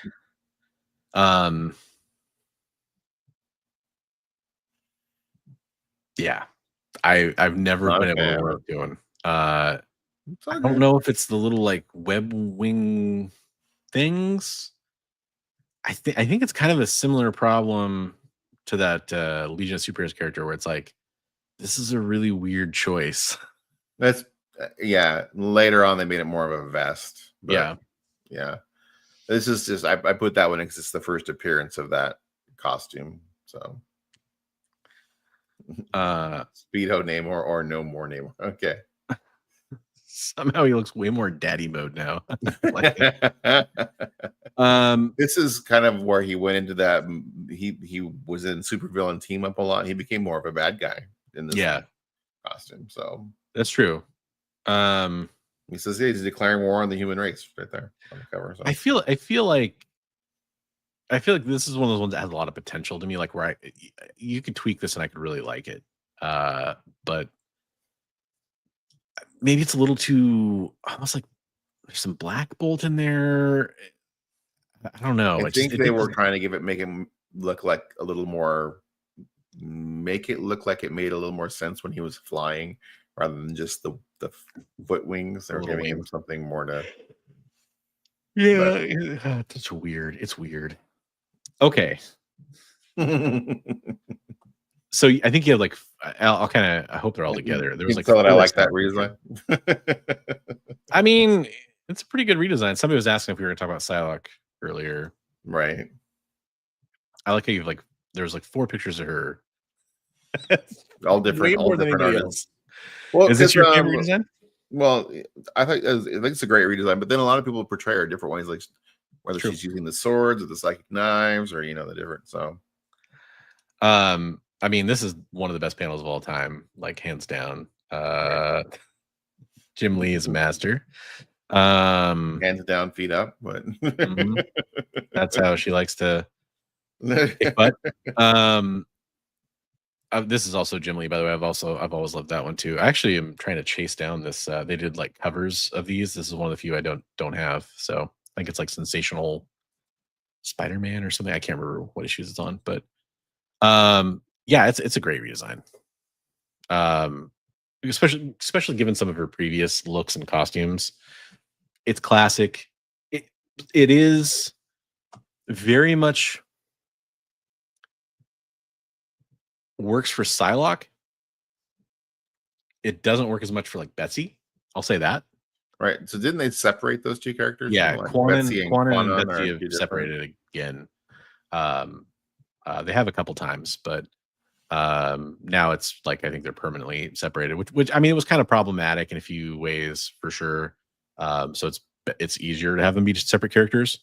I definitely associate this more with like the Psylocke that was Betsy, but there's no way I'd want Betsy to carry forward this costume as opposed to like Quanon, because it makes way more sense. It was her heritage, her ninja background, all that stuff.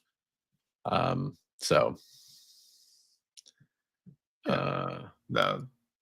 Best Psylocke, even if it's ridiculous. Yep. Yep. Yeah, no, but yeah, I think that and that's a very extreme change. I mean, yes, totally. Yeah, British woman to an Asian ninja person. Yeah, her other costumes were just weak though, and frankly, I'm trying to think if there's any other good ones.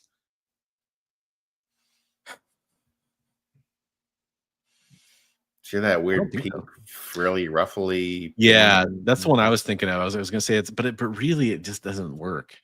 Yeah. I need to get through. There's another. There's the battle costume. Yeah. I want to get to community art before we go way too overboard, so I'm gonna kind of scoot through some of these. So the Lobo was on. I thought this was kind of an interesting one. He looks way different than his first appearance. He does, and this is definitely his more iconic look for sure. By the way, if you're savvy on the interwebs and you want to go find some set photos, that I'll just say they're out there, allegedly. That's very cool. I love Lobo. Yeah. Best redesign of all time. Yep. So your two blobby photos are DD and Thor.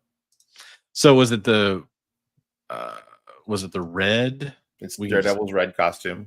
Okay. Well, I mean, I think everybody can picture that, right? Yeah, Daredevil's red costume. And then which Thor? Thor going from the clean-shaven Kirby look to the bearded Walt Simonson look. Yep, beards are always better when it comes to Asgardians. I mean, is Asgardian? Yeah, gotta have a beard. Yeah, makes sense. Yeah. This was a fun video. Yeah, and by the way, shout out to somebody we're going to call out here in a second, Rich Stanky, who suggested this topic last week. So if you guys want to suggest topics, we love it when you do. We actually pivoted to this right away because it just seemed like a fun topic, and sure enough, it was. And we're going to feature some of Rich's art here in a second. I got 3 pieces of community artwork to show off this week. Let me share what I'm seeing here for everybody. This is from Headless Hammerhead. I really like that one. It's really good. I didn't get any additional information on this one, so I don't know if this is his original character or not. I don't see. I was gonna say for a second, it's almost like a Supergirl skirt, but there's no. Yeah, I don't think it is. But yeah, it's good art either way. There definitely could be. There definitely could be figure drawing. Could be, I'm sure. Yeah, we could put it through the science, the sweet science of what we do here, and come up with some metrics and kind of get that going. I really like the way this piece, so that he's got the outline, and it really works with the sketch in the middle, and then the yellow, and I really like it. It's really good. He did an awesome job. His last couple ones have been really good. He's actually, I think, improved quite a bit. Maybe he's just playing to the audience. Maybe he knows what we like. He would have turned her around like this one. This is Rich, who suggested the topic this week. Rich Stankey. Rich, I love this. This is amazing. I stared at this for like 5 minutes when he sent it. This is really cool. Yeah. Great job. And Rich has been killing it recently too. For sure. I'm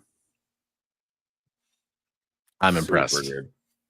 This one's going to be sticking around. I gotta share more of this stuff on social media. That's one of my goals.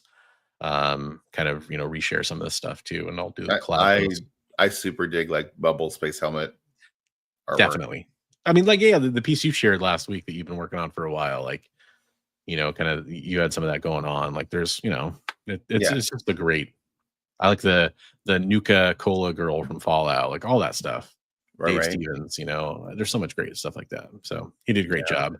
Yeah. And our third, last but not least, might not even know this is in here. So, ooh, we have a piece from Comics Limited, friend of the channel, supporter of Heroes for Heroes, and so many different ways. Doing a ballpoint pen. Spidey. This was he sent this over. I was like, wow. Yeah. I mean, he's just doodling during I think it was during church. He said, but nice with a ballpoint pen, and I'm like, wow, that's just good job, Trav. Even got the reflection going, which is nice. I mean, solid work. That pose is amazing. Yeah, definitely could see. Maybe I don't know if I'll go back and revisit this one, but I'd like to see it like in his kind of more traditional style, I guess, too. That'd be fun. I think he said he just left it laying on the table where he was drawing it. So somebody probably picked it up, took it away with him. Somebody got a nice piece of art. That's awesome, man. Yeah, that's beautiful. I think I've liked I've seen him do Spidey and Iron Man a couple times, and I've really liked every time I've seen those characters, especially. Yeah. Does a good job on that. Good job, Trav. Yeah. Thanks for all our community artists. If you're interested in getting your artwork featured on the show, we'd love to have your artwork here. If you're hearing me say that right now, you qualify. Absolutely. Doesn't matter if you're a pro. Yeah. Doesn't matter if you're an amateur. Send your artwork in. We'd love to feature it. We want to encourage people to draw. It's helped us get encouraged to draw. And it's definitely encouraged other people to draw. And that's what we want to do. We want to get people into comics. Whether it's drawing them, reading them, writing them, whatever it is, we'd love to have more people doing that, because that's we need more of that. Absolutely. Well, you do a good job. You do a good job on it. So good job, Trav. Anything coming up this week you need to plug for yourself, Bigby? No, I might be doing an update, just a short update video about the deal for the Classics Illustrated stuff, because I kind of promised that on the Classics Illustrated video. So yeah, but it's cool. I should have my top 5 not to buy for this week. It's filmed.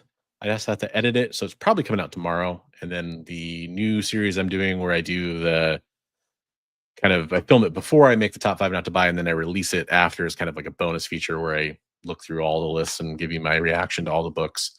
That'll probably come out like the next day, whenever that comes out. So keep your eyes peeled for that. I guess you could ring the bell or something, and you'll get notified when they come out. That's up to you. Definitely do that for Bigby McFly and for the EXP. Keep your eyes and ears tuned for new videos from us. We'll be back next week with another topic. If you have a cool idea like the one from this week where we did Rich's idea, make sure you hit us up. We'd love to hear about it in the comments down below, in any of those comment sections. DM us, wherever you want to get a hold of us for that. We'd love to hear from you. Until next time, keep reading those comic books, keep drawing, and keep redesigning those characters. You never know. Maybe you'll send it into Marvel and they'll buy it for $5 and it'll turn into a multi-billion-dollar redesign for their characters. Oh, I did think of something. I have my my subscriber giveaway, or my coming up. My not subscriber, channel member, my channel member giveaway. Nice. So that'll be coming up this week. All right. So still a few days left to become a channel member for Bigby McFly and get in on possibly winning some sweet comic books. I know I've won before, and I highly recommend it. You've won. Trav's won. Mm-hmm. Dr. Plagueis has won a couple times. Yeah, I remember him winning a couple times. Mm-hmm. All All right, folks, everybody have a great week, and we'll catch you in the next one. Thanks for being here, and looking forward to that next show. Have a good night.